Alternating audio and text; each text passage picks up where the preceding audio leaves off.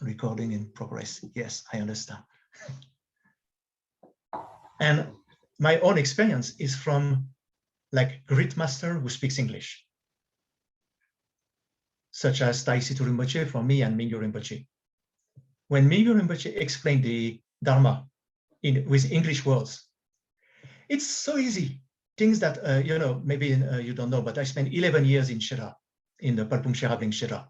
Shira is like the monastic university. So I've studied with the monks, exactly like in Tibetans, go to exams in Tibetan, write in Tibetan, debate in Tibetan, being interviewed by my Khenpos in Tibetan, asking questions in Tibetan, traditionally.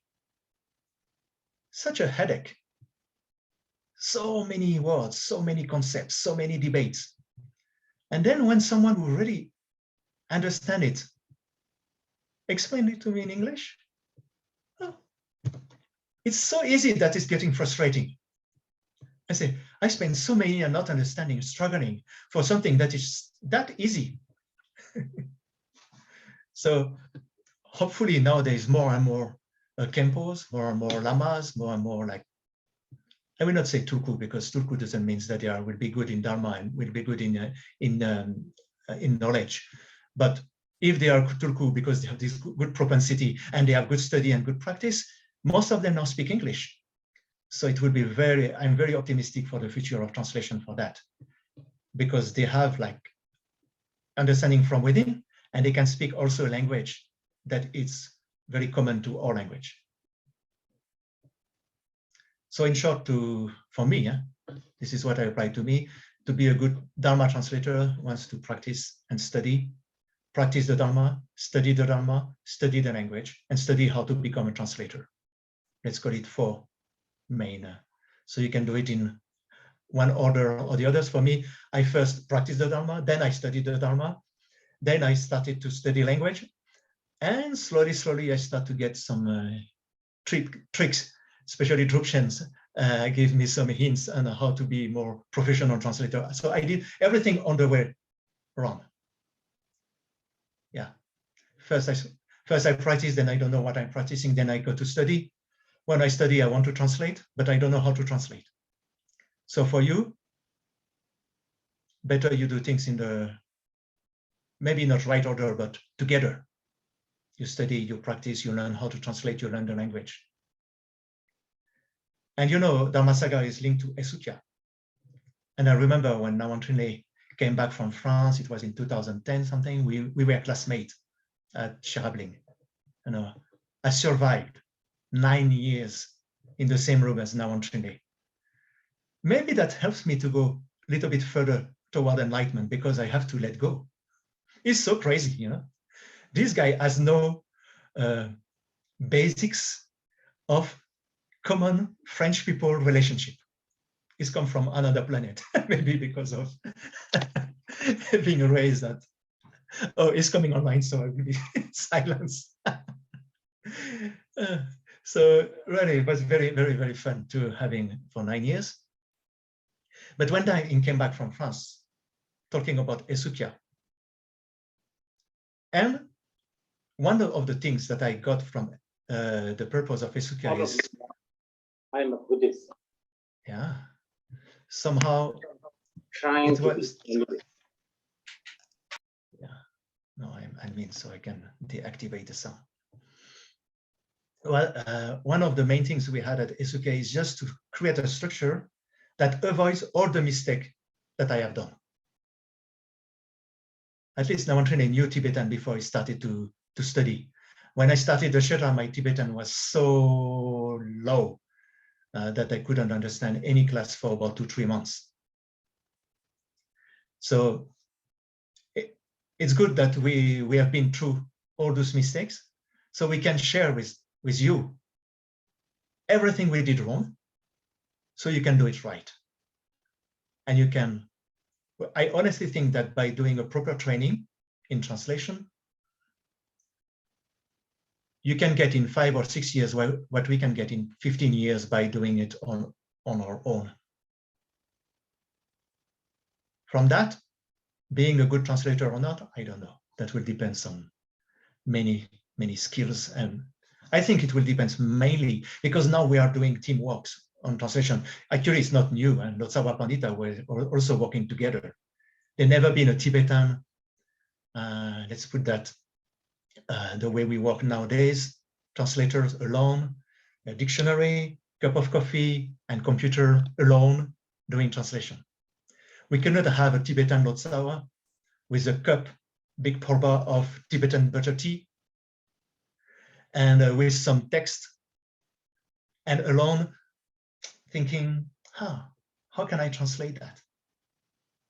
No, all the great Tibetan translators, of course, there may have been some Tibetan translator who have done in a very poor quality, but they never been accepted by other practitioners. Most of the great Tibetan translators, when we look at their life story, they were also great masters. Like one of the main teacher of the first Karmapa, I forgot his name, maybe Sawa, was the translator of the Umajukpa. Maybe Sawakawa Peltsek, maybe, or maybe another one. So it was not just a random translator we get out of 5-6 years training school. He also had the practice, so he was good enough to be able to teach all the great masters such as Dusun Jampa and others. So whether we become good translator or not, I think mainly depends on our level of practice. But not misunderstanding that point. It's not because we have done practice that we can be a good translator. I heard sometime, yeah, that person speaks Tibetan, he did 3 years retreat. He can be a very good translator, you should listen to him. No, 3 years retreat doesn't make us a good translator. It makes us someone who has done 3 years retreat, who knows about the pujas, ritual, and the practice. But give a Dharma book on Madhyamika to someone who did 3 years retreat, maybe not be able to understand it. I know from the Tibetan side. The lamas that I know in monastery, sometime after 3 years retreat, they come to Shedra to study, to understand better.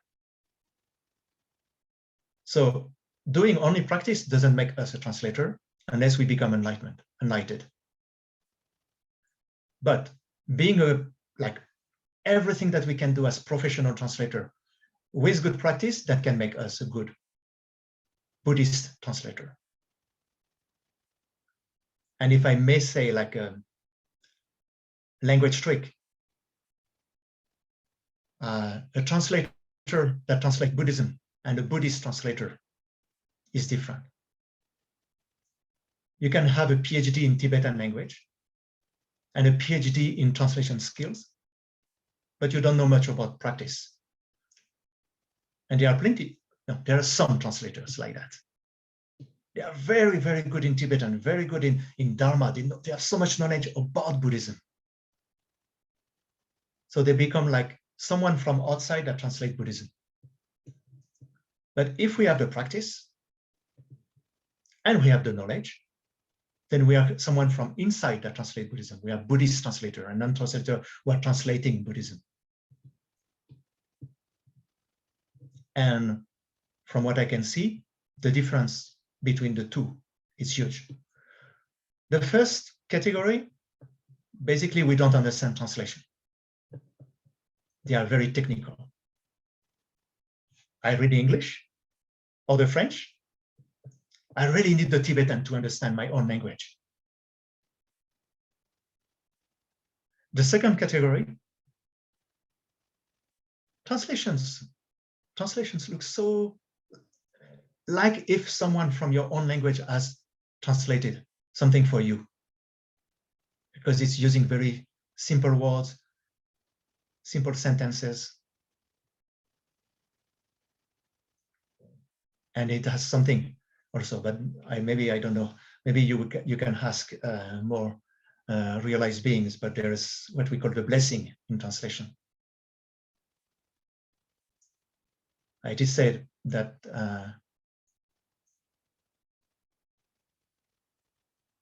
so if there is, let's say that there is 2 translations. 2 are very good. Two are nicely written, but one is translated by a good practitioner. One is not, is translated by a bad practitioner. For some reason, the one translated by the good practitioner will inspire more people.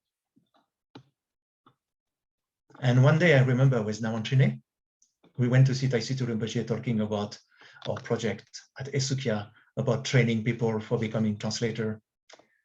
First mistake, we don't use the word training for Taisitsu Rinpoche. He doesn't like that word. He said, we train a dog to catch a ball, but we don't train Dharma practitioners. Anyway, and then he told us in a very honest way, unless you reach first level bodhisattva, your translation will have no blessings. So maybe you have seen that I was hurt. I don't think Nawantrine can be hurt by this kind of words. But after he said, but of course, in the meanwhile, if you can do professional level translation, it's better. I did remember that from Taisitsu Rinpoche. And I think somehow he's right. First, not only because we have the direct realization of what we are translating, so we can express in more words, but I think there is the blessings that will go in our translation, will go through our translation. And I think if Shantideva's translation in Tibetan is so popular, is not only because it's written in a very beautiful way, very inspiring way, but also because that of the translator realization and qualities.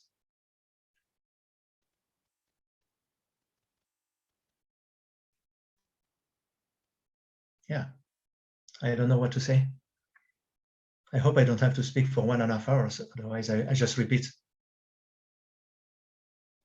I just reformulate each and every point, telling stories and giving examples.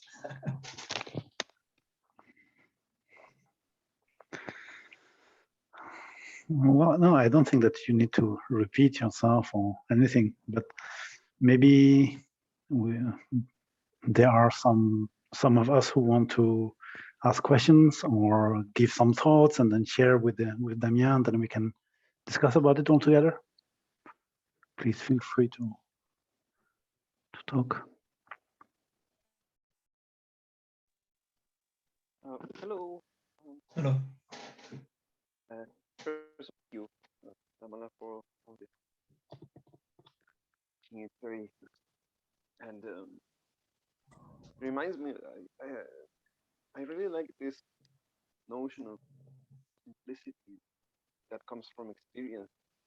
One of the things I really like of some Sadhu Gompa Lama, I'm more used to the scholars speaking and all of that. Some Sadhu Gompa Lama, all the philosophies there, but they explain in such a simple way that you can notice that it comes from their own personal experience that communicates a lot. And it's like I was listening to a Cuban lady, singer, that very old lady, like 90 years old, and the way she's, you can notice she's a really good singer. She has very good technique, but hits you the most is the feeling. The feeling she doesn't very elaborate vocal techniques. But she's very proper. But what it hits you the most is that you can feel what she feels, even if you don't understand the words. She can transmit. So it sounded to me a little bit like that, explaining. Really, really hope I can achieve that someday. Because it's about conveying meaning. It makes sense to me that practice. We cannot give what we don't have. So. Yeah, I cannot. No. I cannot hear you clearly, but I can understand what you're talking about. Yeah, but maybe you can speak closer to your mic or. Oh, here. Oh, yeah, that's why my mic was really far away. I'm sorry. But I think I we don't know understood. what did you get? What? Yeah, you explained that something from the own experience of that old lady. Even if you won't understand the words, but you will feel something because of our own sharing our own experience. Yeah, and I think important for a good translation. I mean, to be able to put complicated things into simple words is quite a skill. And, Yeah. Yeah, no, mostly thank you. Yeah. Very nice. And especially for that if you want to become interpreter, that will really help you. I will reformulate what Migyo Rinpoche always tells us. It says that in science about like 7% of the communication is in the words and 93% in the body language.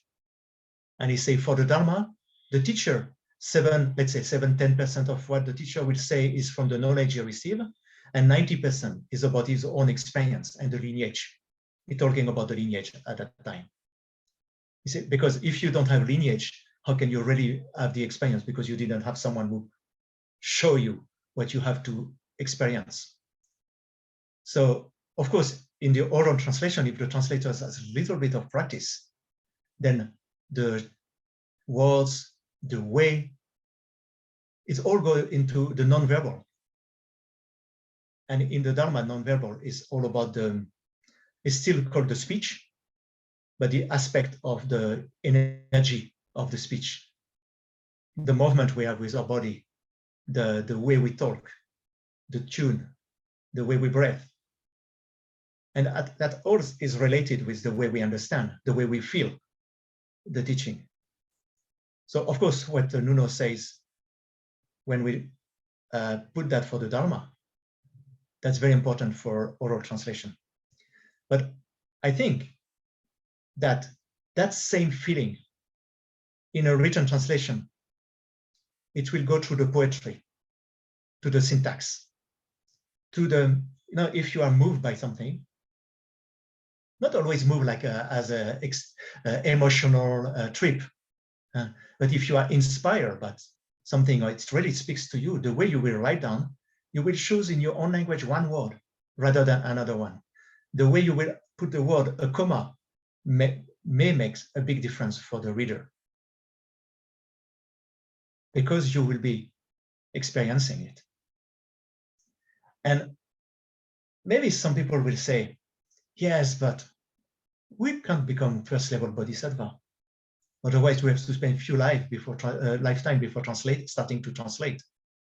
But even we don't have like the direct experience, as it is says in the Mahamudra text, 3 ways to experience, and it takes the example of the moon. First is the drawing of a moon in a book that you can see, or like a picture of the moon nowadays. Then you see the reflection of the moon, and then you see the moon directly. The first level is not intellectual understanding. You still have some experience. So of course, it's not the real moon, but at least you have an idea how it looks like. The intellectual understanding will be like a description of the moon. The moon has that much size, and this is the color of the moon, and like a written description, that will be just intellectual understanding. But when you see a picture of it, at least, what is written in the words, you can see it. And that's a level we can, as ordinary beings, we can experience. Little bit of shamatha, little bit of vipassana. Of course, we have to know, if we have a good teacher, we will know that we are kindergarten level of advancement into the practice. But this is something we can touch. So when we translate texts that are related to this, like to the mind, so we can practice a little bit and see and get inspired and write it down. That will be like that old lady who has life experience and sharing. And then it's something that goes through. For example, nowadays, if I write something about Ukraine, okay, maybe you will read it. You may get touched because of your like mental elaboration. If you see some picture of it, it's already something else. But if I'm commenting, I'm not an Ukrainian, I'm not living there, and I'm commenting for you what's happening there, okay, if I'm a good actor, you may be a little bit touched. But when you have an Ukrainian that comes and that shares life story, because it's a living out of experience, then you will cry or you will be really moved. And the same for the Dharma, through our own experience. But for translator, own experience is not enough. We need to have the skillful means to write down our experience. That means we need to have knowledge of translation, knowledge of language. But like the translator training program is a tool to make a correct use of your own practice for benefiting others. It's not like the goal just to be a professional Tibetan or Spanish or whatever translator, unless you want to work as a secretary for the Dalai Lama. But to be a Dharma, it can be really like when you do this, if you have that motivation, you do 5 years, 6 years of training, this is a great accumulation of merit.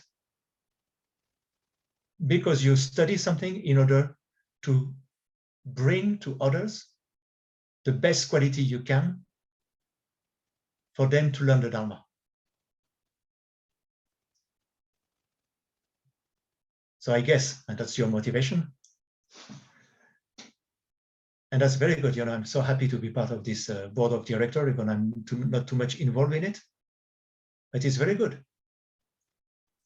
If I did study Kshetra only for myself, just to become a scholar and to sell books, I will not accumulate much merit. A little bit, yes, connections are there. But if I would do the Kshetra in order to benefit myself and benefit others, then it's accumulation of merit. If you do that translator training for yourself, because you will learn more about the Dharma, and for others, then it will be 6 years all day accumulation of merit. Yeah, it's wonderful.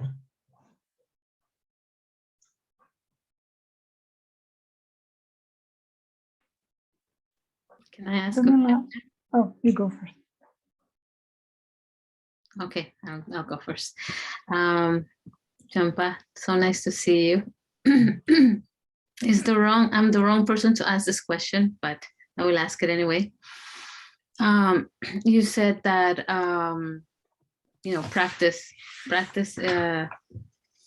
it will make you become a better translator. So I wanted to know, in your process, in your journey, when did you see your practice bring that fruition, and what specific practices you can share or suggest that we do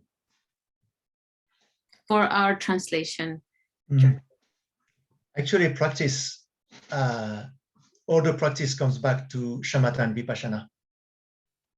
Whether we are monk, that will help, or like we practice some discipline, that will really help us to maintain a calm state of mind and like a let go because of renunciation. And whether we practice a deities is the tantric way to practice shamatha and vipassana. Whether we practice just a joy of living or mahamudra, programs that are taught by many masters.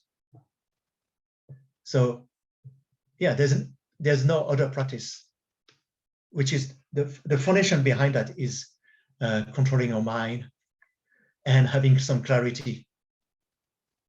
Yeah, especially the shamatha, getting rid of all the, like, how do you call it? All the namtok. That is just like waste of time, especially when we translate. If we translate and then suddenly start to think about something else and then come back to the translation and start to think about something else. Of course, it's normal. I don't say that I'm never distracted. But if we translate and we are in a good conditions, and we say, okay, I have to be like distant, like meditating, practicing awareness, then mind is more clear and it has less pollution. So we can use, Dalai Lama said one time in the group of foreigners, he said, when you calm your mind, like the crazy monkey mind is calmed down, then that mind has a lot of qualities. So when you don't scatter your mind, you bring it, you bring your mind together so you can use it better. So I think there's no one specific practice because all the practices are sustained by this shamatha and vipassana. And for myself, what I've seen it, yeah, is the, I've studied Madhyamika at Shedra, that I can share. I study Madhyamika in Shedra. I love Karmapa Mikyo Dorje. Even I would like to talk with him in person because he's so sometimes complicated, always criticizing others in a very nice way, a very Tibetan way. But then there's a lot of very good points. But very often with our Kempo, we just say, oh, what does he really want to say? And then one time my Kempo said, we should send him a WeChat. We should call him and just ask him what he wanted to say.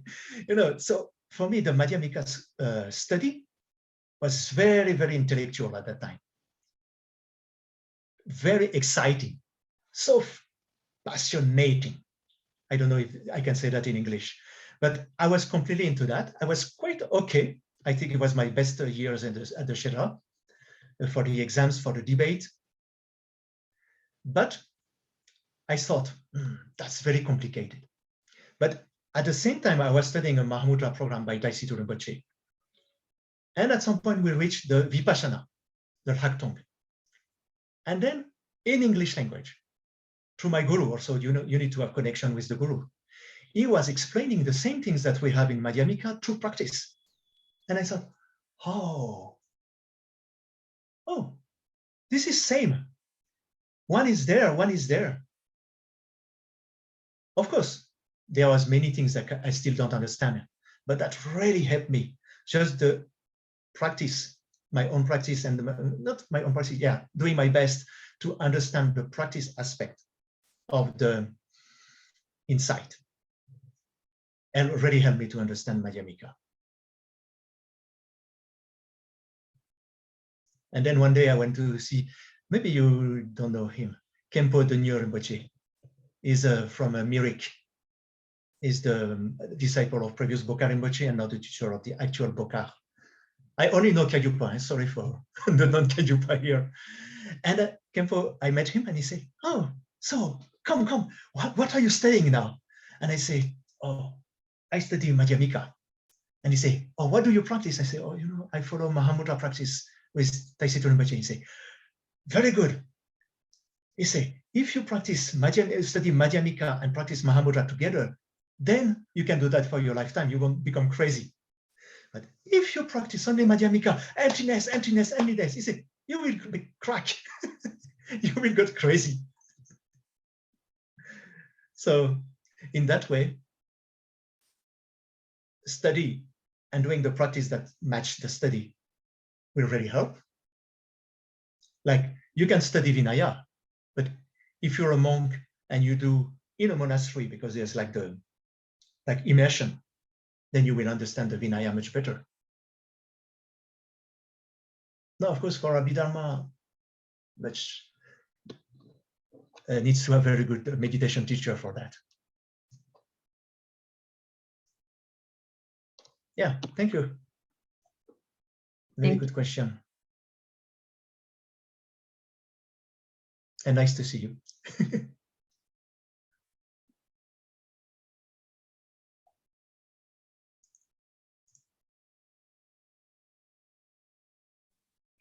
I also had a question, Jampa. When you were mentioning that when you first arrived at the Shedra and you were taking part of those debates and everything seemed really complicated. But then when you heard it from Mingyur Rinpoche, then it sounded really simple. So I was wondering, why is it that? Is it because of the jargons or the more standard terminology that they use in the Shedra? What do you think? My level of Tibetan, speaking and writing, my knowledge of the language, which is something very vast, not just like knowing words, was not enough to go to such deeper, complicated text. It's like you have, let's say at that time, I may have a, A1, A2, B1, B2.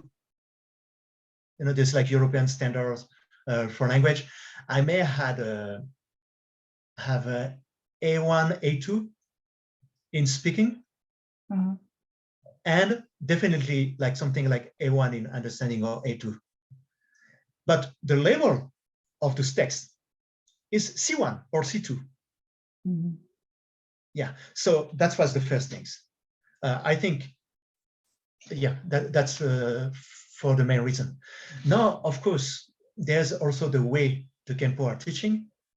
They are not very much used in teaching skills. They didn't really learn. So they just debate, and speaks very fast in a Jampa accent in my monastery. So it's like foreigners that come in a foreign country with a A1 or A2 level that study quantum physics or medical school, quite advanced, with farmers speaking super fast in their own, with their own accent in English or in their own language. So there was many, many things together that makes it very, very hard. I will have, for example, Bhutanese Kempo who speaks very slowly. I may have been able to understand better. But the main reason was my poor level.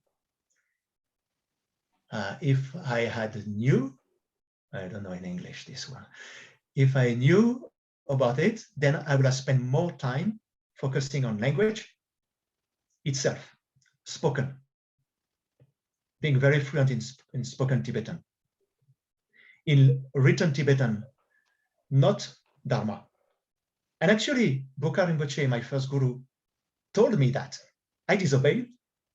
He said, I was doing a Tibetan class in Darjeeling for 2 years, and he said, don't learn Dharma, just learn the language. But I was too eager to learn the Dharma. For me, it was Dharma, Dharma. I was an extremist, everything has to be Dharma. Just learning about the politics and learning about newspaper, completely waste of time, I thought. So I started to learn Dharma while doing my school. And it's a mistake.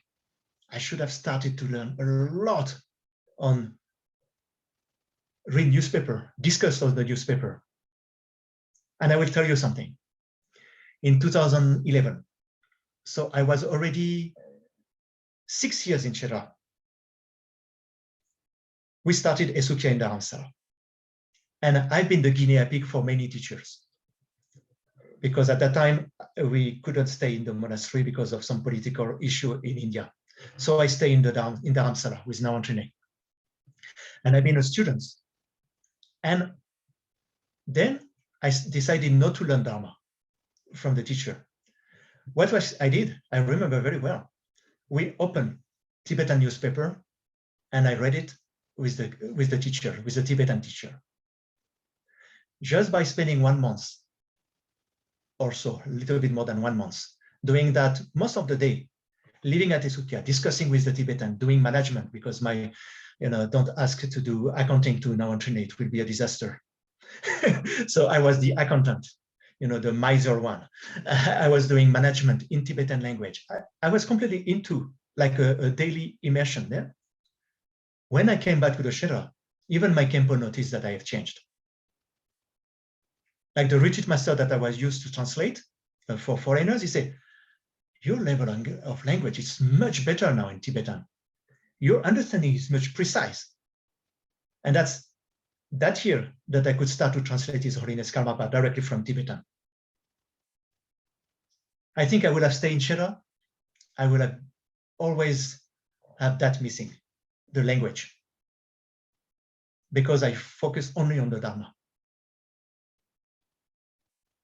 without knowing that the Dharma is taught in the language of Tibetan. And the Tibetan language is not different to speak about politics than to speak about the Dharma when it is about speaking about. sentences are same, syntax is the same. When a Gempo will speak about the text, he won't speak like a text. He will speak like a Tibetan who speaks nowadays, 21st century, Tibetan language. And that part was really missing for all those 6 years. And then slowly, slowly I pick up. So I know that in Dhammasaga you learn also the spoken. So it's not a Drukchen's idea. I can testify that it was from Boka Rinpoche who told me that in 2002, before I started in 2003.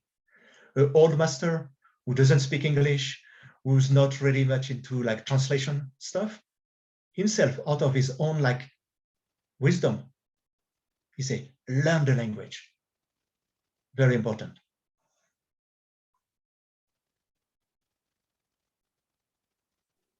Thank you.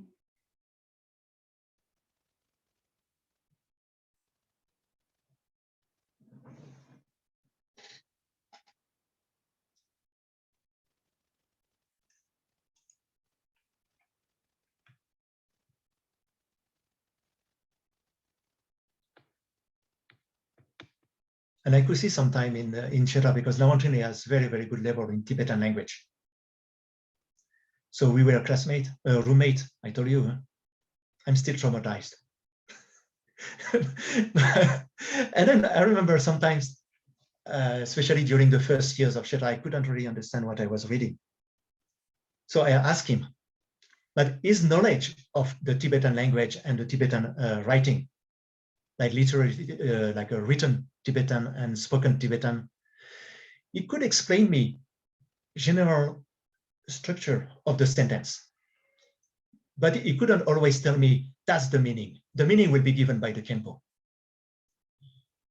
Of course, he has also some basic knowledge of Buddhism. So sometimes he say, okay, maybe it means that because I heard about this and this from such and such teacher.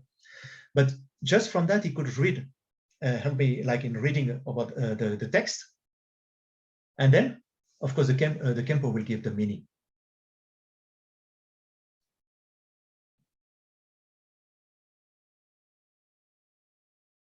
But when you have English teacher like Mingyur Rinpoche, trying to explain that in English, because Tibetan words are very specific for Tibetan language. When we talk about Namtok, Nampar Tokpa, it has a lot of layer of understanding, not only the thinking. So when you have like an English master who knows about all those meanings in Tibetan, the way the word he will use in English will be different according to the context. But if you have like a basic translator, like me, I will just use only one word. And people will say, yeah, they won't really, it won't speak to them.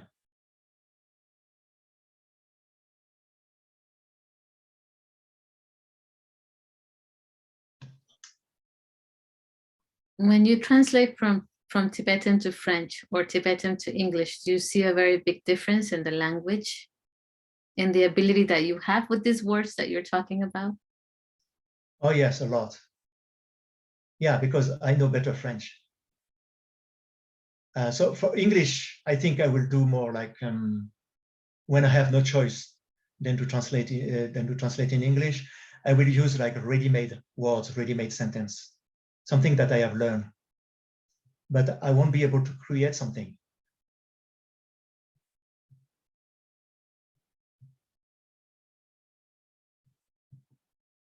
But my level in French is not that good too, so that's why I enjoy to read other people's translation.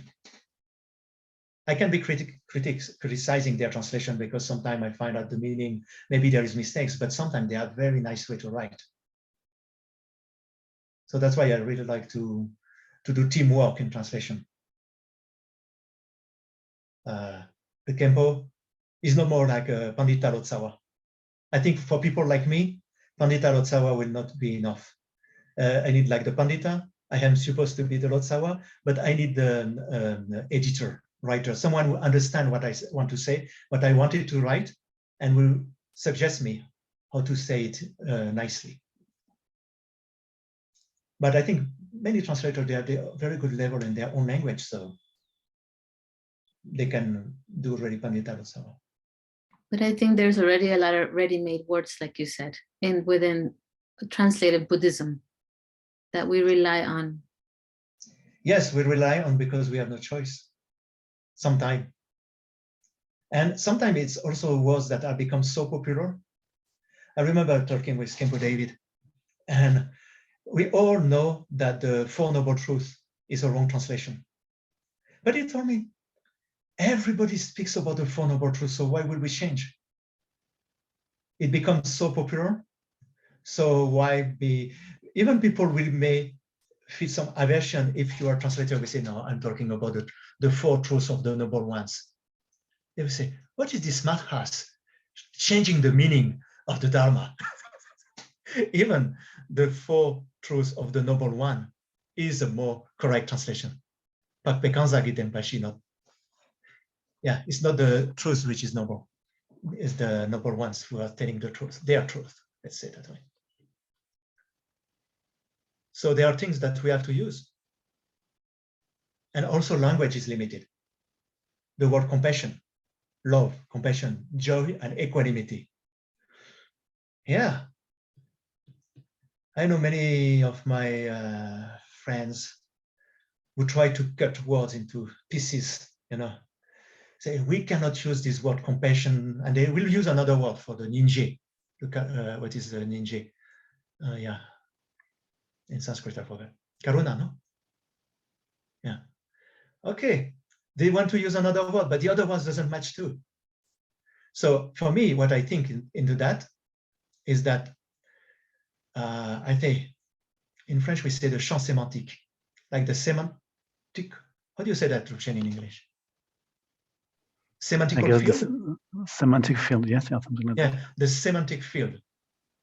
If you use the word compassion in Tibetan Buddhism translation, you have to understand what it means in that context. So sometimes we just have to know it's not exact word, but why not using it? If we don't find the equivalent in our own culture.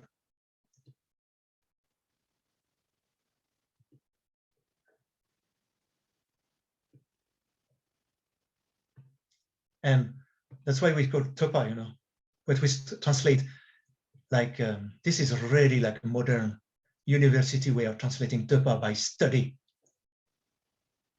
One time I was asking I was so like ashamed to ask a very simple question on the Cheresi Sadhana from the text I was using translated by a French translator. And it was not exactly the way I understood what Isitu Rinpoche was saying that. And I say, and he just looked at me and said, yes, this is why you need to have oral explanation of everything in Dharma.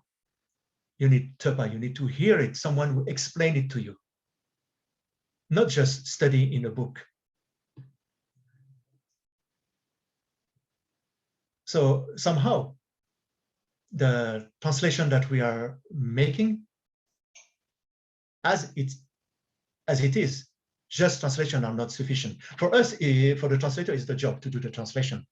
But the translation has to be taught and explained, not in the university archives or not in any, like a Google cloud. Later on, the translation. That's why when we choose translation to do, and this is the very good things in Dharma Saga about the, how you call it, Toshin? For the Dharma centers? Sangha outreach. Yeah, Sangha outreach is to do translation that will be used. So it can be, you can do your best for translation, then someone who has the knowledge will explain your translation to other people. And then you can say the Four Noble Truths and the compassion of all the Buddha. You can even dare to speak about the sons of the Buddha and not have to say son of daughter. To be politically correct, because if you have the oral explanation, it's all fine.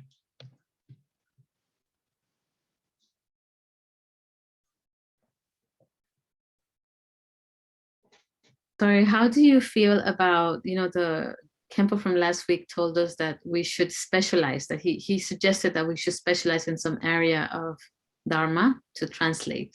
How do you feel about that?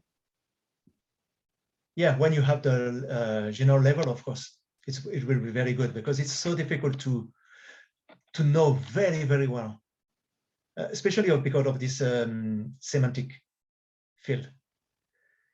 If you are going to use the word Rigpa in the Sema Pramana, maybe not using the same translation, or the word Sherap in the Vinaya context may not be the same Sherap in the Prajnaparamita.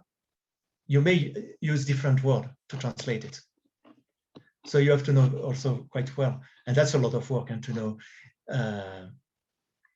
each word, what it really means into the context you're studying. First turning of the wheel, second turning of the wheel, third turning of the wheel in the Abhidharma, or whether it's in the Vinaya, or it's in the Prajnaparamita, or in Dzogchen. The word Rigpa is a very good example. Rigpa Yakbo in spoken. It's smart, but you can't say that Buddha Rigpa, Samantha Bhadra's Rigpa is just smartness, ultimate smartness. Maybe, why not? But it has some different flavor. So we can be allowed to use different words. So I think the Kempo from previous teaching is right.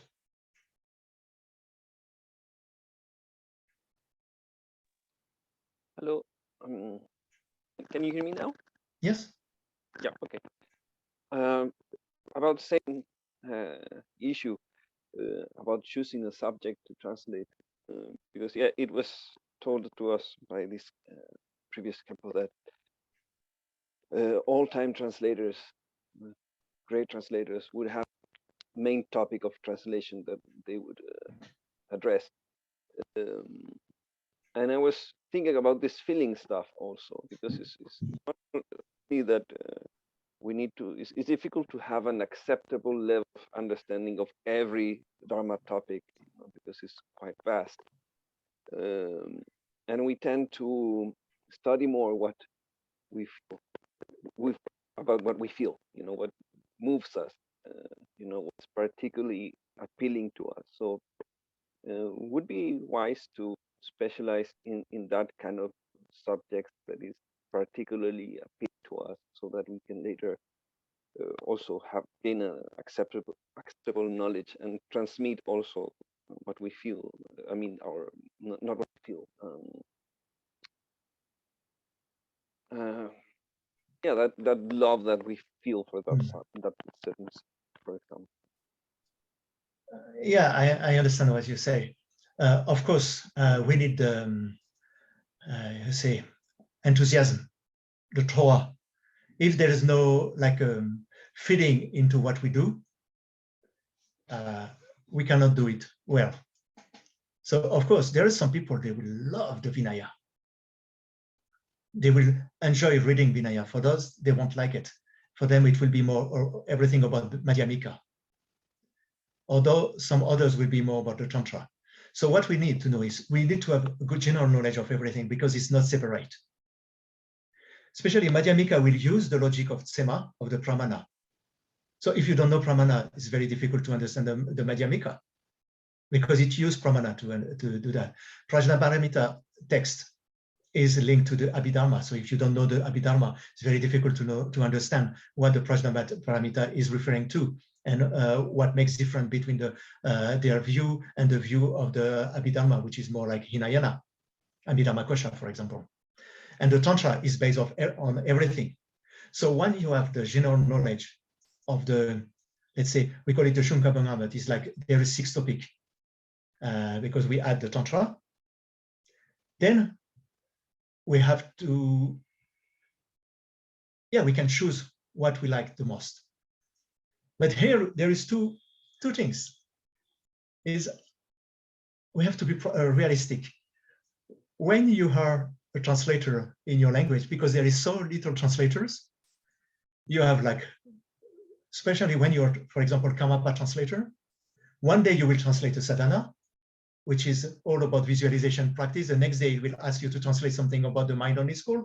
And another time, it will be a mind training, like Lojong text. And then the next year, it will teach something completely different. So you need to be like a super genius, like a translator, if you want to follow. So at that time, just do your best.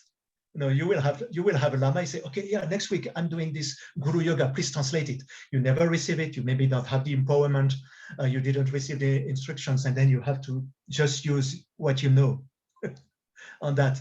Actually, if we want to translate the sadhana, we should like receive empowerment and do the practice quite some time. So we already know what we are talking about when we are using the different words. And then we can read the commentaries that are, if they are existing in Tibetan, then we can start to translate.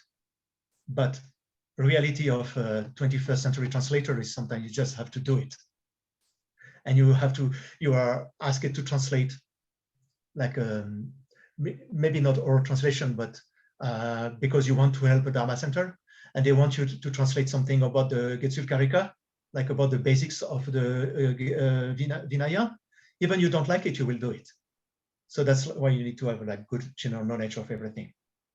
But then if you have the good karma and you don't have many people that bother you to translate, always doing some work, then you have time to study, then you can get specialized.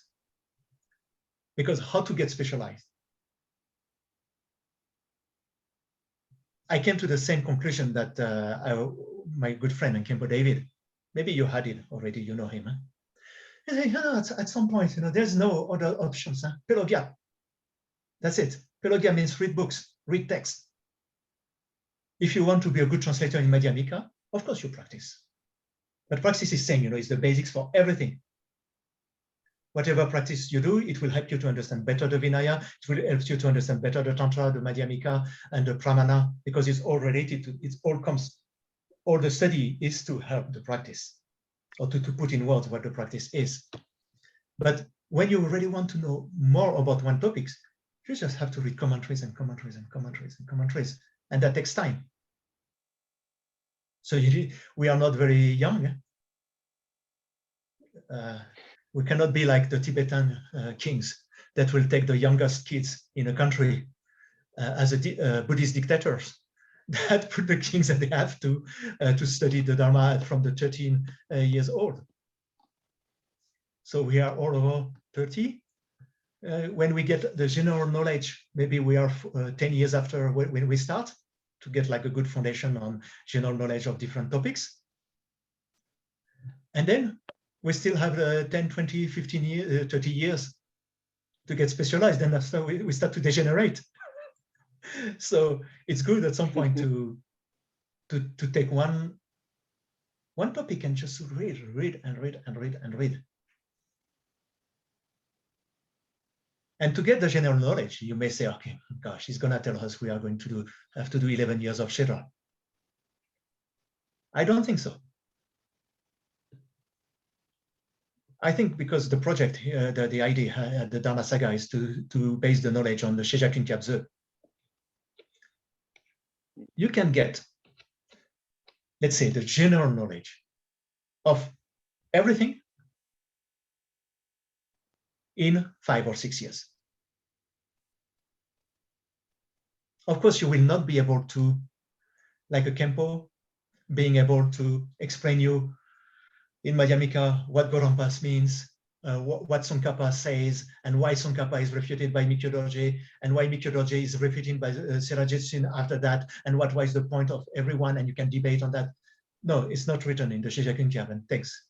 I cannot say thanks God, thanks Buddha for that, thanks Jampa Control to save us that. Otherwise, Sheja Kyab will be like 20,000 pages. But at least we have most of the vocabulary into the context of the Dharma that we are going to encounter in different translation. And if you have a good Kempo that explains that to you, then you can have a general idea of, yeah, what it means. So I really think that Sheja Kyab is, and I didn't read the biography of John Controlo de Taille, but what I remember from what someone told me, so I may make a mistake on that, and sorry if I'm mistaken, that he wrote that, saying that anyone who wants to do 3 years retreat, that's what they need to know first, like general. You want to have a general idea of what is about Buddhism, you study that, then you go to a retreat, you practice it. So it's not made to make Kempo, but yeah, basing like to base a study program with a Kempo that can use, I cannot say modern teaching methods, but teaching methods that fits the way we receive education. Because we may apply our super genius teaching methods to some Tibetan, they will not get it because that's not the way they are studying. But we in the Western Western countries, there's a way that the teachers are teaching us. So if we can have Kempos who can know a little bit about that and teach in that way, that would be, I think we can understand. We can understand the basics of Buddhism within 5, 6 years or 7 years.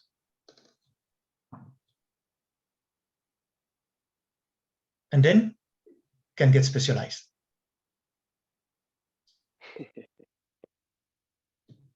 Thank you. Mm. Nice answer. Very clear.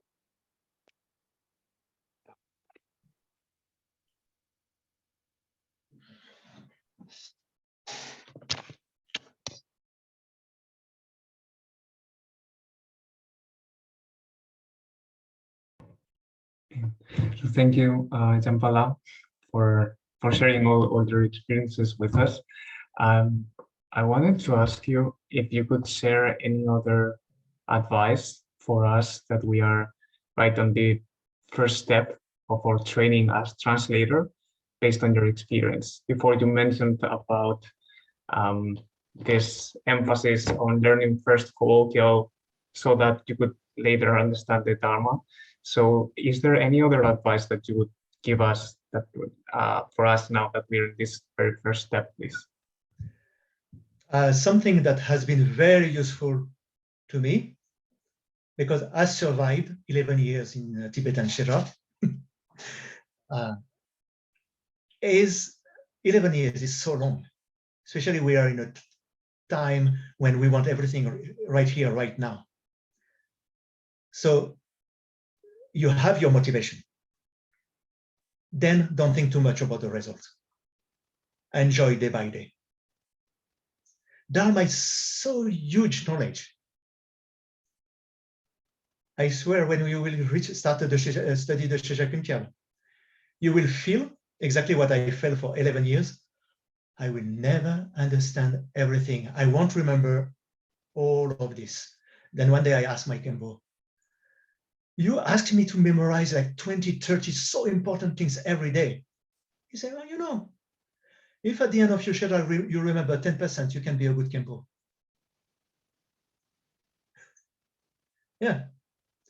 So I applied that for myself when I got overwhelmed by the amount of knowledge.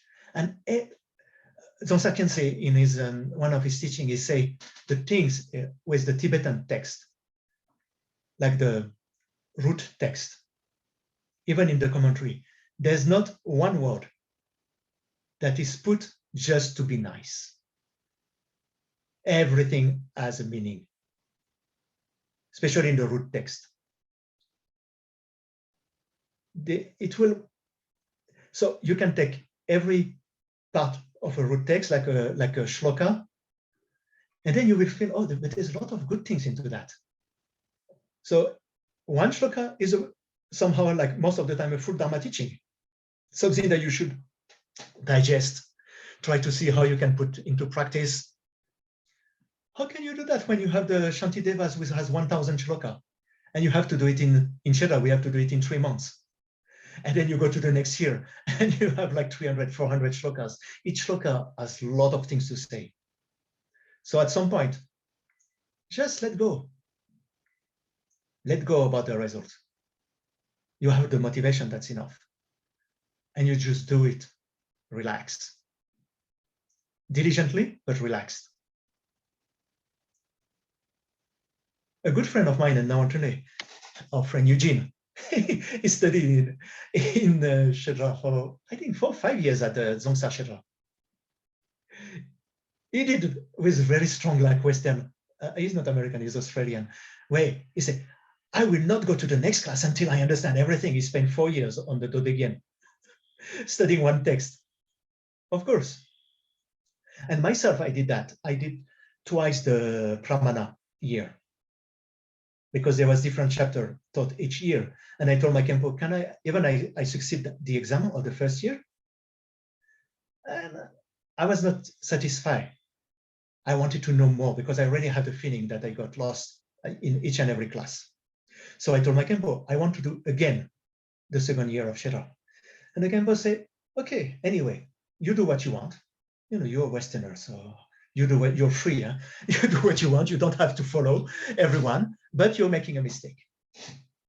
And I say, why? You say, okay, don't worry, you will understand later. And I understood that everything we learn is all talking about the same things through different way. It's not like you study Pramana, then you forget about it and you study something else. Like when we go to school, we go to study history. So we go to study World War I and World War II, and then we go to learn about physics, and then we go out, we go to learn about language. It's different class. Dharma is all related. So when you don't get very well the first time, then through something else, you will understand it better. And if you don't understand it with Madhyamika, through maybe some Abhidharma that will give you some hint that helps you to understand some part of the Madhyamika, etc., etc. So relax. That's my advice. But be diligent. Huh?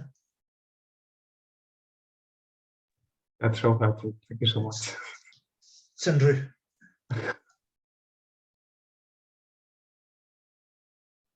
Thank you, Jampa, for can you hear me?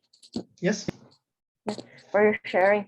I was wondering, because you said it's very different, the teachings from the Western and from Shedras and etc. I was wondering what are the differences between our way of teaching from the Shedras.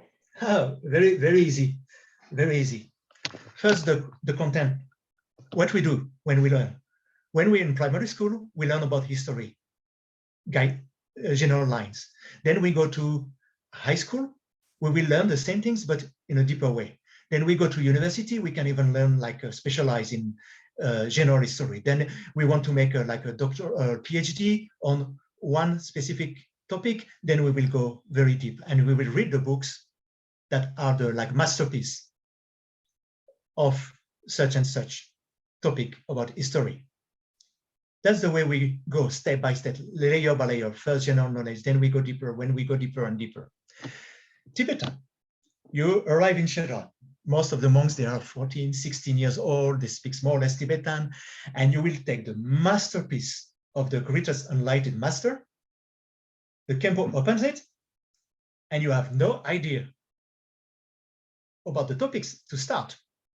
When we start Shedra, we don't know Madhyamika. We heard maybe about that. Maybe the monks, Tibetan monks, they heard that in their family, or they hear Dalai Lama talking about that, but they don't really know. And we open mythologies like Dagyudo Peshinta, which is real masterpiece of a realized being who has done a lot of study.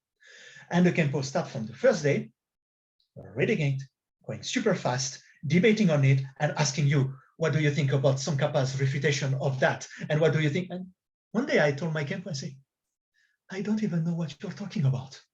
Can you explain me the words one by one? Then I can maybe start to understand what we think about it. And then I can understand what Tsongkhapa think about it. Then I can understand why they disagree. That's the way it is. It's like from Kempo, it's like pouring knowledge, a shower of knowledge on the students. That's the very traditional way of doing it. That means real traditional way, Kempo told me, a Dharma class for them, some Kempo has been in Serta and other places, so I'm not sure it is in Serta, but there are some Kempo, they had 45 minutes of practice, teaching on Lojong, mind training, 45 minutes on any text of the Dharma. They say it's more traditional, practice and study together. Then I think in some places, especially when the way I study, take off the practice part, just pouring knowledge. And I remember Kempo, they say, yes, we have to share everything you know, so you can get everything. So you will pick up a little bit here and there. So it's very overwhelming. And you have some students, they go, for example, year 1, year 2, and I remember that was so hilarious for me. I tell you a secret and don't tell that to anyone. There was one monk, you know, my classmate was before 2008. So before I started in 2005. So it's before China stopped allowing Tibetan to escape. So we were about 50 students, 35 brand new refugees coming from different parts of Tibet, speaking dialect they cannot understand each other. To speak to me, they ask a monk from Lhasa, from the central Tibet, Itzang, to translate, and they say, can you translate in Tibetan? Such and such thing they say in their own Jampa language, and it was translated to me in Tibetan, and I could understand. So can you imagine like a class where we have some Nepali, 16 years old Nepali, they speak basically no Tibetan, and me in the middle of all of that. And the Kempo from Minya with a very strong accent, explaining everything. Yeah. Then, after 2 years, one of the monks, he asked the Kempo, I tell you in Tibetan, after I explain you, yi sana, yi danda karere. So 2 years we are learning Dharma, and he said, what is the mind? This word, yi is from maybe a word for mental or for the mind. He heard a lot about that because we study Lorik and Tarik, like a cognitive science. So we're talking a lot about yi, but he didn't know what he was talking about. So at some point he dared to ask question to the Kempo. And I was, oh, poor guy. I thought I was the only one who really don't understand anything during these classes, but no. And then later on, I talked with my friend Kunzang, a Nepali. He said, but don't worry, in the first year of Shedda, most of us, we have no idea what the Kempo is talking about. But they memorize by heart. So they are able to debate, they are able. And some Tibetan, of course, because they are like good in spoken Tibetan, then they could understand better. So the way, pedagogically speaking, is not really the way we will do.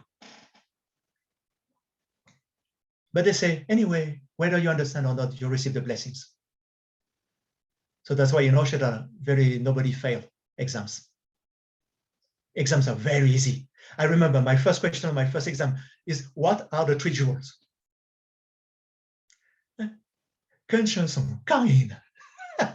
Then I thought, oh, maybe there's a trick. Maybe there's something. I read the question many times, and the Kempo came, because Kempo are so nice, you know. It's not like West. Kempo, he came to me and he said, you don't understand that question. I say, is that ready? He said, yes. Okay, so I said, Kansho somni, Sange Kansho, Che Kansho, Genen Kansho, Yimpe. And I wrote something like that, and I got 10 points. Very, very simple. Because they say you need to, the outlook, the way of thinking about the study is very different. They don't want to make Kempos, they don't want to create like Lotsawa. They want people to receive some knowledge about Dharma, whatever they can pick up, receive the blessings. So you have monks, they will do 10 years of Shera. Each year they got 50% at their exams, just to pass, to go to the next class, just to listen, to receive Dharma. Can you imagine everybody go to school? You can go to university, you can study any class and to PhD just to get the connection. So there's very different way, different approach. I think the difference also is that there's memorization, and that is something that we don't have in the West. Oh yeah, the memorization and debate, which is for us in our monastery, the core of the study. Kempo will not give like much teaching on the text. He will go very fast. Then he debate. Maybe 20 minutes reading the text, 45 minutes, 1 hour debating. And 3 hours of debate every day. And have to memorize root text and layout. Yes, thank you. Yeah, I thought about saying that at the beginning, then I got carried by my story. But can you imagine if you study in primary school that way, how smart will be the kids? Instead of just looking at the understanding, you make them like memorize some point, and everybody has to know. So at least they have some basics. And then not only after, from when everybody has some common basics, then you just discuss. Try to understand. We could do that with history. That will be very helpful.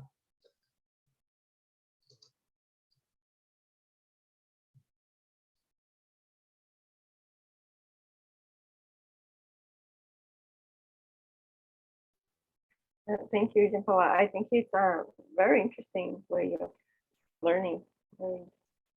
Yeah. And a little bit overwhelming, I guess. I'm expressing like a little bit, but I mean a lot overwhelming first. Don't worry, you won't have to do that. And it won't be very, very, very useful for me. I would have loved to spend 11 years with some Western-minded Kempos who could take me and explain me very simple way, first the text, and then they will explain me more deeper. So that's what I think for me, if I would have to do a Shedra, like even 11 years, the first 4 or 5 years will be study Shejakinka.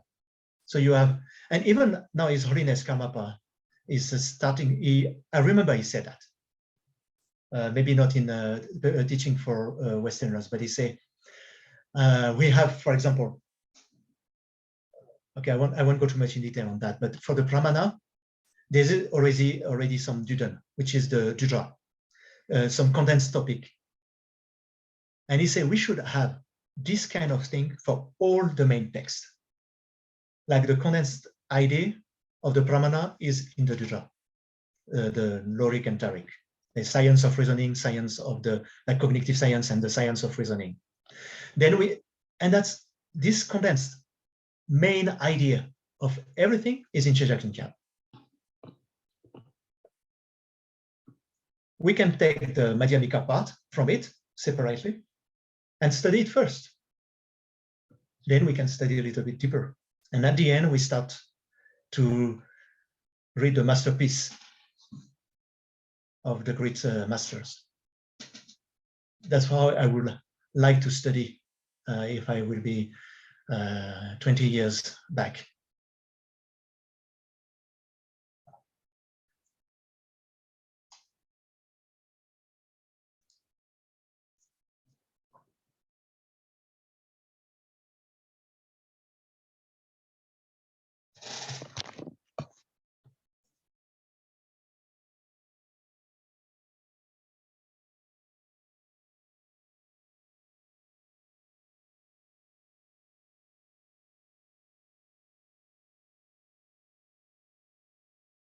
Can I just mention one thing about the group translation? We were talking about this tradition, right, that happened in Tibet.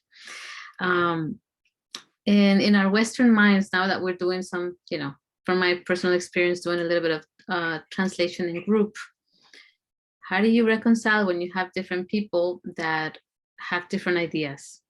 And there will be some kind of like, in the beginning, there's harmonious, but at some point, you get caught up in words and things, or what I know and what you don't know. And how do you reconcile this Western mind that has to be heavy on opinions? Yeah, you refer to the Pandita. Pandita as the final, because Pandita has the final word on the meaning.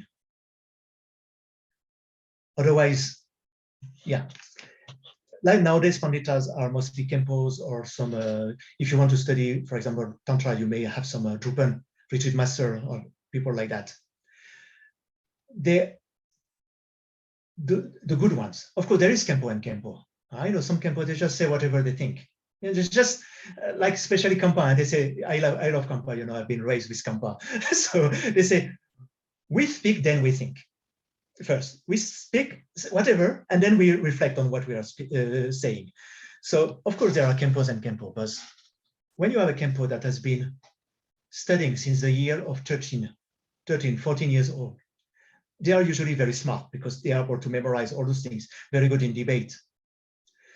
At least for the exposure to the Dharma, especially if they have some practice, and some are doing practice, they will always be better than Westerners who start to study Tibetan 25, 30 years old, who study a little bit here and there without masterizing the language. So for me, yeah, if we are 2-3 translators and we disagree on the meaning, I will refer Kempo and he has to decide. Now, how to translate? There must be some rules. Yeah, rules of terminology. But it's very different things. There must have be some agreement. So the main thing is that the translators are all practitioners, so they don't put their ego before the translation. For example, with Kempo David, that's what I like. He has no ego at all on his translation. I witnessed that because he asked me, a French guy, to proofread one of his texts on the, like to read it. I'm one of the proofreader, or not proofreader, a reader of one of his translation on the Pramana. And I enjoy doing that. And I enjoy to asking my questions from my own understanding of the English. Sometimes he just tells me, but not with pride, just explaining me why he's translating such and such a way because of the Sanskrit, because of the Pali or whatever. I agree. And sometimes you say, oh yeah, I got wrong it. It's just his computer changed the sentences and that's all. Don't put his ego into the translation. So if translators don't put their ego before the translation, I think there should be some agreement.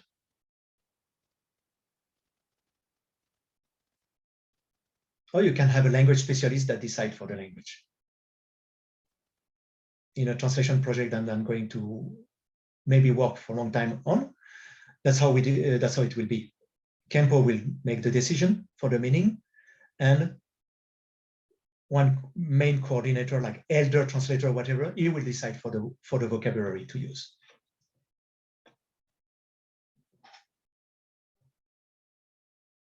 Otherwise, it's endless discussion between translators. And very often, it's pointless translation. If a translator say, okay, my understanding in, let's say, in English language of that word in English is such and such and such, but that word in Tibetan means that in Tibetan. So you can really debate. But sometimes someone say, oh, I prefer that word. My feeling is that this word sounds better. It's not based on rigorous analysis. If we use debate, the rules of debate, to debate about the translations, with especially this, I don't know how to say in English, when it's too general or not providing the whole meaning enough. Like say, for Ngöshe, someone would say, for example, some people I read in French, they say telepathic power, which is reading the mind of others, which is one of the subpart of that Ngöshe, that clairvoyance, or extra whatever literally means, like knowing things, knowing directly. So then we can debate. You say, okay, because in Tibetan, in the Ngöshe, there's one which is specific to telepathic power. So if you use telepathic power for that one, it's not providing enough. So then you can have a real healthy relationship between translator based on knowledge. When it's based on ego or based on feelings, waste of time. That's why we need knowledge.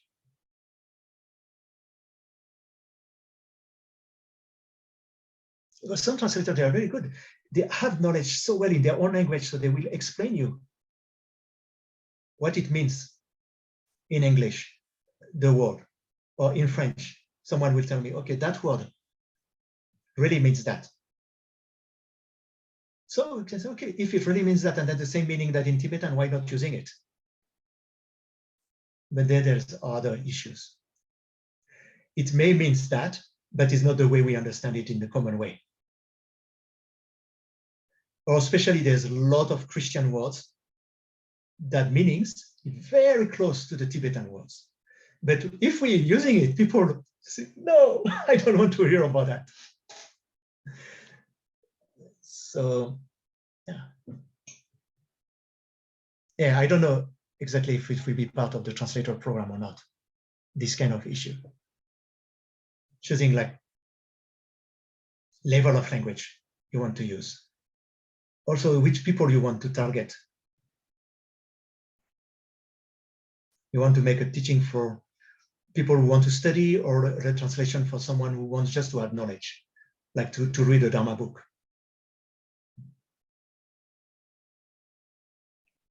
Can I ask you a question? Quick question. Yes. Since you said about the Christian overtones of some words, like how would you translate dikpa? Because of course it could be sin, but then sin is very difficult. But then negative action is 2 words for 1 syllable. Oh, no, but don't worry about syllables. No. Translation is not like a computer translation. It's a meaning. What means dikpa for you first? What it means for you. Then how that meaning you will translate it. Like the danshi is like the meaning of the word. Then that is the word, the sound, the word itself. It means something like a table. Okay, you heard about table in English, so you can see what it means, and you know what it means in your own language, so you can translate it exactly. Now for dikpa, yes, very interesting. If you want to translate dikpa for sin, first you also have to understand what means a sin. My father was a Christian. He told me, the real meaning of sin is that you're forgetting love, or you're refusing love, but love not like a body love, say the God's love. This is the sin. Okay. From his own understanding, because he went to some retreat, he studied with like a advanced Christian. But it's not the sins like we know in a general daily life. Don't do this, don't do that. This is the sin. You're a sinful person. If you understand through that understanding the sin, then the sinful person is someone who doesn't want to love. Okay. Now you go to the dikpa. Yeah, if you go to the Tibetan society, you will hear, yeah, dikpa. This is dikpa. This is dikpa. It's very close to, kind of close to the sin. Now, if you so like dikpa is generally like synonymous of migewa, the negative actions, non-virtue. And then you know that what defines virtue and non-virtue in Buddhism, everything that makes you coming closer to what you truly are is called gewa. And everything that takes you away from your truly are, it's dikpa. So when you know, then you go to the Prajnaparamita level, that the nature of yourself is love, is the Buddha nature. Then you understand that everything that goes through, that is in harmonious with the Buddha nature, which is with unconditional love, is virtue. Everything that goes against love, but love like pure love and not a dualistic one, is dikpa. Then you get the same meaning.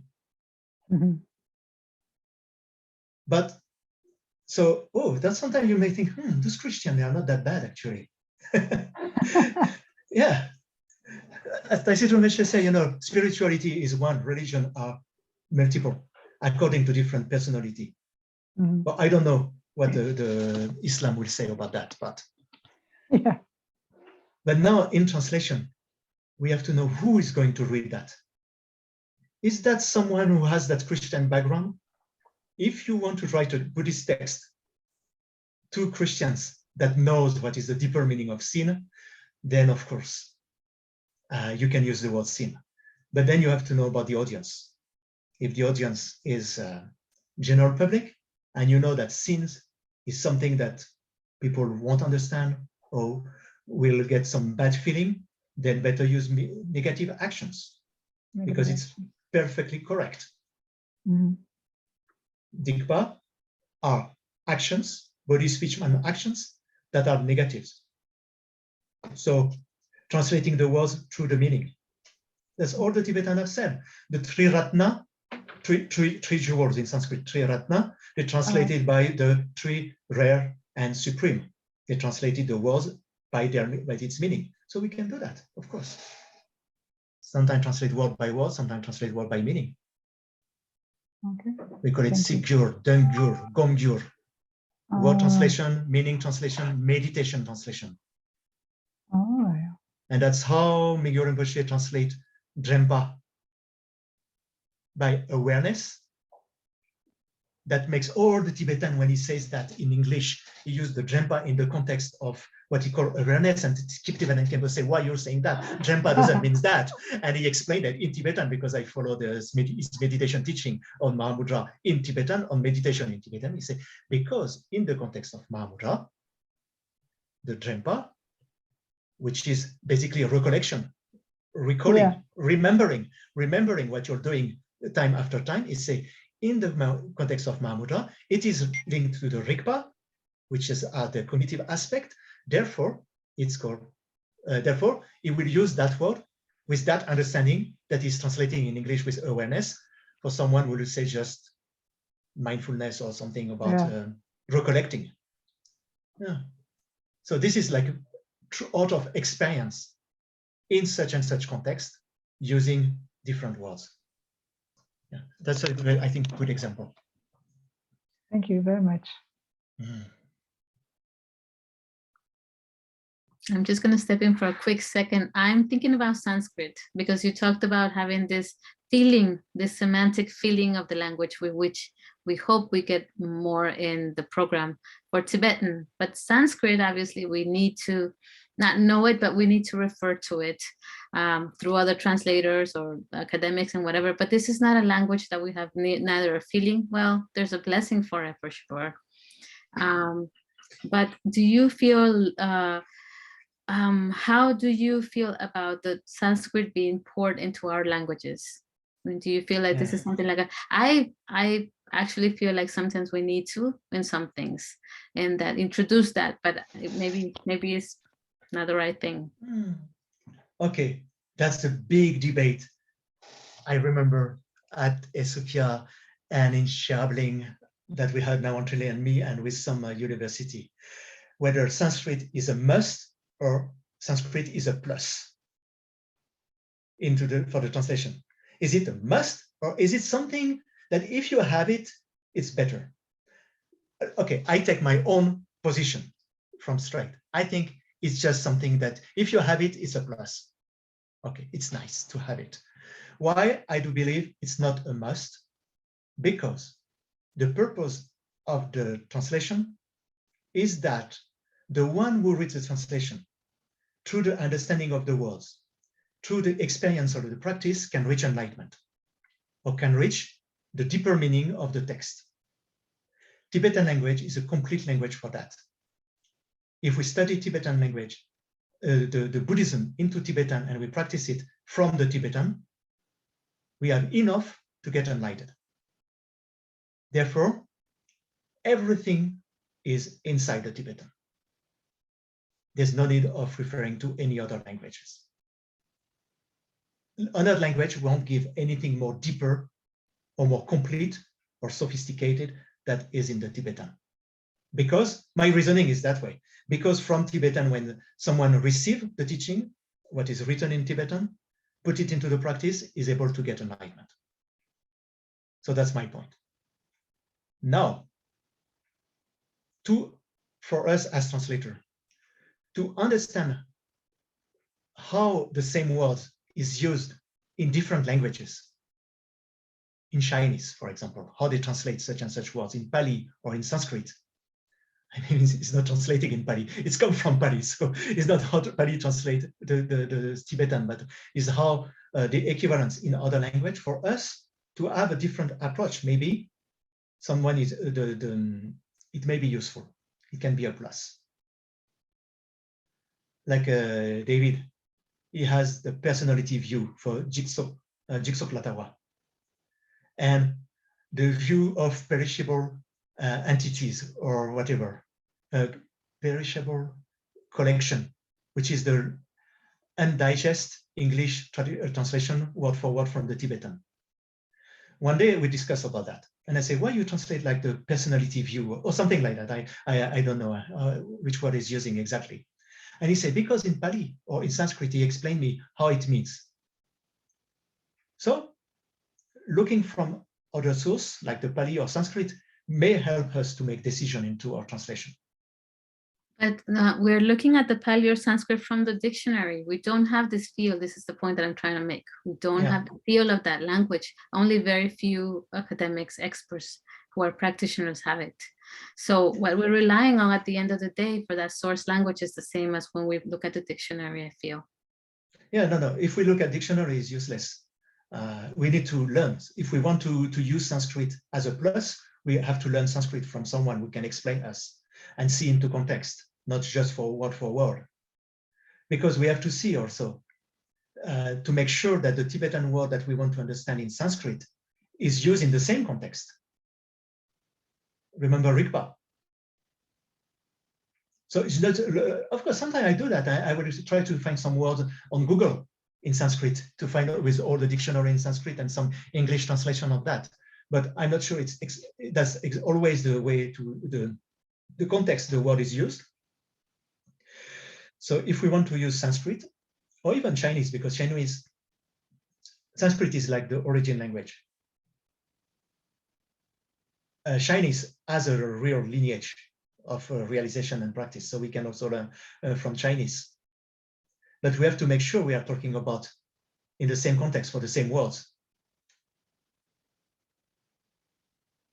You don't think that we should include it as much, that it shouldn't be a must, it should be a plus. Like it wouldn't be like if we say obscurations or kleshas, like that's, we use that in the translation so that the listener can understand that obscurations also means kleshas, because the word klesha must encompass so much that we cannot include in the word obscuration.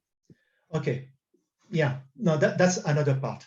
Is what I was answering, I understood your question is about learning using Sanskrit as like a reference, not using Sanskrit words. Yeah, there's something else about that. Tibetan will use very little Sanskrit words because they translate everything. Even, you know, the iPhone, Apple, and they will say Kushu Takchen, means the stuff that has an apple on it, rather to use the English word. But in French, we say apple. We won't say pomme, for example. So in our language, we are allowed to use words that comes from other language. If we say Buddha, I want to become Buddha, you have the Buddha nature. Why not? Because people knows about what is Buddha. So we don't have this like linguistics or cultural habit to translate each and everything. Now, sometimes I have to say, I will use Sanskrit when I don't find a proper translation. But it's like translating Tibetan by using another foreign language. Like if you translate Nyonmon by Klesha, okay, it's not really translating, it's like using another language to put in your own translation. But general public doesn't know about Kleshas. So better to use the word that looks closer in the meaning, if not word for that. Maybe the word Tathagata is more popular. Yeah, maybe Tathagata is more popular. I think like we do that for the deities. We say Vajradhara or Avalokita. So we are using Sanskrit word, or sometimes Tibetan. In French, they will say, we will practice Manjushri Sanskrit, but Chenrezi, Tibetan. There's no rules, but that's the way it is. Doesn't matter. That doesn't matter.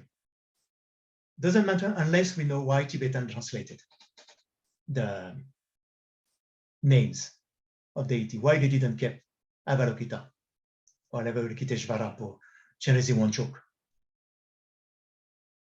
Because when you hear Jampelian, like Jampo, sweet, glory, melodious, it has some meaning in your mind. So it makes you wonder, or it may inspire you to realize it, or compassionate eyes for Chenrezi, let's say that, or compassionate look. So if you know I'm practicing compassionate eyes or compassionate look, it sounds very weird in English. But if you get used to that, then you have this compassion in your mind. Or you have this, let's say, there's something in you, rather than when you say Chenrezi, you don't Chenrezi, it's foreign language. So there's different schools about translating the deities. You even have some, they translate Dorje Sempa by Vajra being. So they put like a Sanskrit and an English to translate two Tibetan words. Yes, there's still the being into that. So I think there are, from that, there is some choice to be made. Editor choice or translator choice. But I would prefer for everything which is about philosophical word, not to use Sanskrit. Like no Klesha, no Tathagata, even Arat. We can say for destroyer. Try to bring something that makes people understanding, get a feeling of what we want to say just from the words. We can say negative emotion, doesn't matter. Only psychologists and maybe some philosopher, they will annoy you about, there is a difference between emotions and feelings. Okay, yeah, whatever. That's what I have a very good friend of mine. She's a PhD in psychology, and I ask her a lot of questions about that because we do like non-Buddhist meditation together. So I say, okay, what do you understand when I say emotion? Do you think pride is an emotion? She say, no, pride is not emotion, it's a feeling. And he said, but after there's different school also, they will understand differently. Of course, it's a klesha. So maybe emotion is not like vast enough, encompassing enough, but it's not that bad. Or you can say afflictive emotions. Well, ignorance is not an emotion, right? Yeah, of course. Every word will have their limits. And a lot for our language from a language which is so precise than Tibetan. Compassion is not really Ninja, but from the etymology of it, it's like suffering with, compatir, come together, patir, suffer, put together. It's not about suffering with someone when we talk about Ninja. So we have limitation, but as long as we can use words which are getting closer, I think it's fine. How close we can get.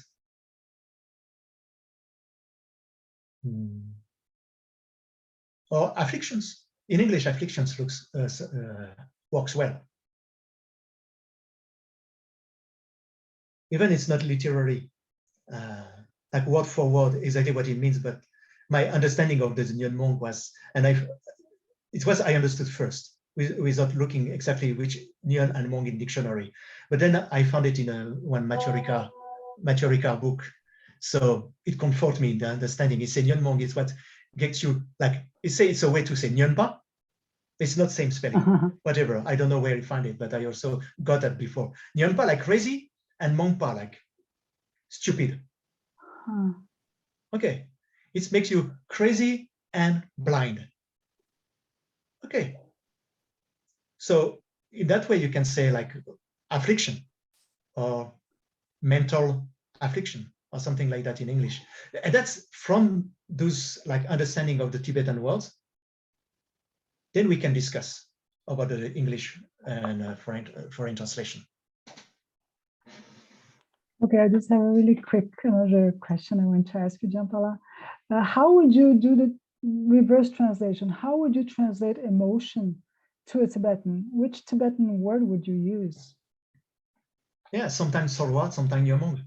So, okay. Okay. Especially American way of talking about emotions. Sornang. Yeah, sornang. Okay, okay, thank you. Like, yeah. And feelings, oh yeah, this word feelings. How I have to translate that to Rigid Master. I feel so good here. This word does not really good. And I heard Dalai Lama using sornang.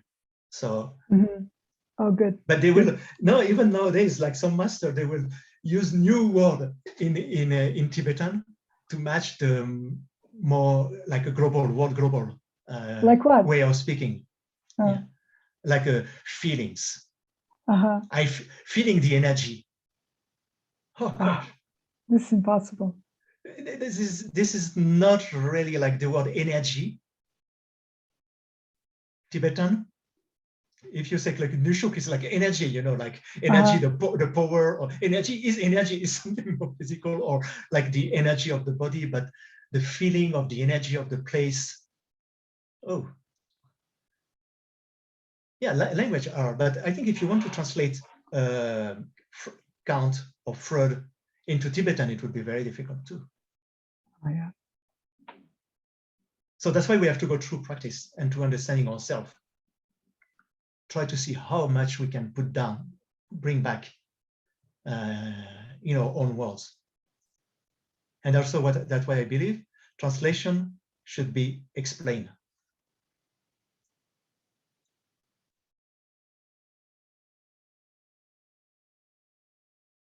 Then it's safe, you know. You make translation, then you explain what you wanted to say, then it can start. Someone can explain again to someone who can explain again, and then finally you will understand what means compassion into Buddhist context. Thank you. Or what will be knowledge or wisdom, like for Sherab.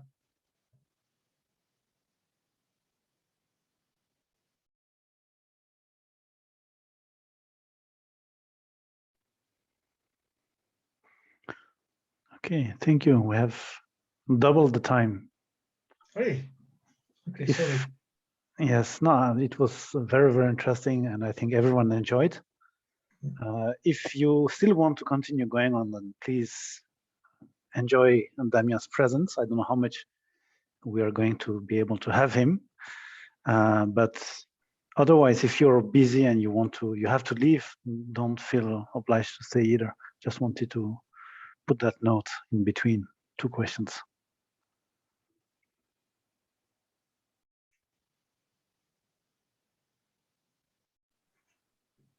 Yeah, I still have little time. Okay. But really, if you want to leave, you know, you're not losing anything, not missing anything. Just my gossips.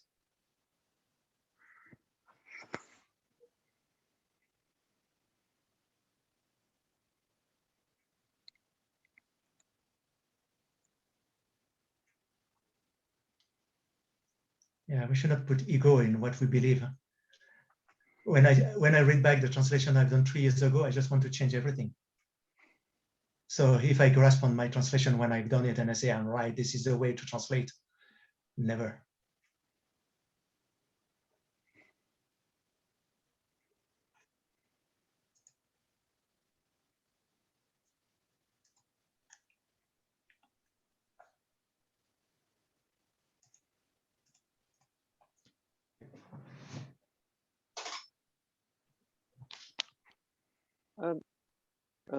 What do you think about using translation itself as a means of practice and study? Translation will be accumulation of merit by itself, because it's always connecting with the Dharma. And if we don't have very bad motivation, you know, we just don't, if we are not just doing translation just to make cash and a lot of cash, and then we ask people to pay us like $10 for one word. It will be, if we just do it, for the sake of Dharma, it can be a practice of accumulation of merit. But practicing to get connected to what we already are, we have to sit down. It's not easy to be able to practice shamatha and vipassana, to practice on the mind while translating. We can do it. If your use of this or the shamatha practice, then translation become meditation on thought. You're thinking, at the same time you're aware of the thinking, then it's very good, Then you start to bring blessings into your meditation, or you have the nature of mind experience, and then you know that everything, all your thinking is just the manifestation of clarity of mind, and you have that realization at the same time. Then your translation becomes your practice, but it's very high level. We should not forget that practicing is to tame the mind and realize its nature.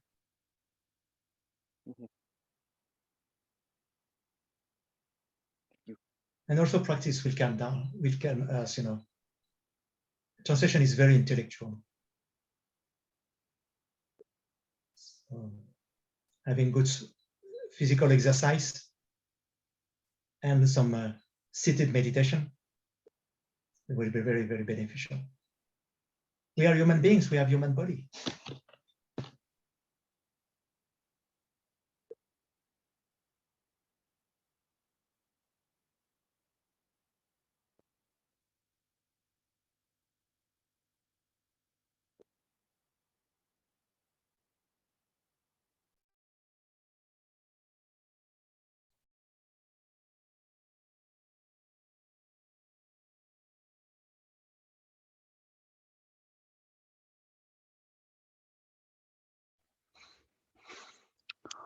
Okay. Yeah. Then maybe if there's no other questions or reactions, then maybe we can stop it here. Okay, thank you very much, Damien, for sharing all this. And maybe you can make a dedication. Yeah, we are very bad. Huh? So Westerners, we start with a refuge, but we end with dedication anyway. at least we're dedicating. Okay, let's go to the universal dedication. Well, Samandi, Tamje Zepani, Tomeni Be, Tanam Bajeni, Kiga Naje Bara Turbai, Sibe Sore, Drowa, Show.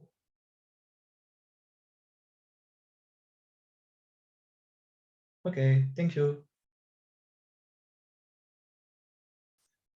Good luck Thank you. for the study. Bye. Thank you.